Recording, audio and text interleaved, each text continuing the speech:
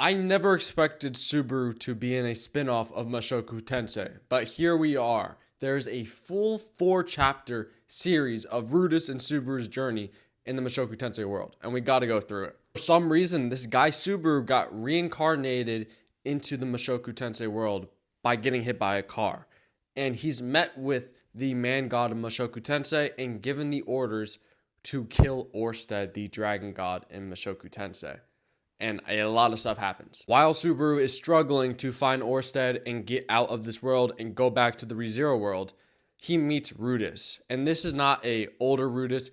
This is a Rudis who's like around like 10 or 11 while he's still on his journey with Eris. So like season 1 Rudis. From then on, it feels like it's going to be easy sailing. They're going to find Orsted, fight him, and possibly get out with the win because Subaru is now teaming up with Rudius. But it does not go as planned and they both end up dying. But Subaru still has his return by death technique.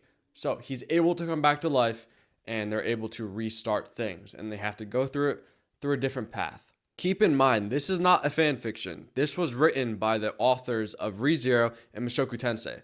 They didn't write the chapters together. They switched off. Like every 1-2 would be the opposite author.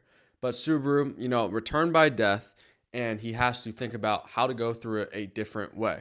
And we meet people like Eris in the story as well. It gets a little confusing at this point in the story because it's pretty hard to find the spinoff. But a lot of people think that Rudis and Subaru end up beating Orsted, and Subaru is able to go home. Once Subaru goes home, Rudis makes a doll out of Subaru to reminisce on their past. Roots is still on some weird timing, but we're gonna skip over that. The crazy thing is when Subaru comes back to the ReZero world, characters like Pandora, Bategulus, or whatever the sloth guy was in season 1 of ReZero, if you know what I'm talking about, they're discussing something. And we find out at the end of the whole entire spinoff that the witch has been released. Now I think they're talking about the Witch of Envy, but I have no idea how that has any play into the story or how that's possible. When I looked into it further, I realized that that whole ending was from a fanfiction light novel version of this spinoff because this spinoff is a manga. It was never a light novel. I guess people online like to say that they made the spinoff and not say it's a fanfiction and make people like me read the whole thing and think it's true. But the manga is very similar, and this manga was made before Mushoku Tensei had an anime. The anime is announced in this volume.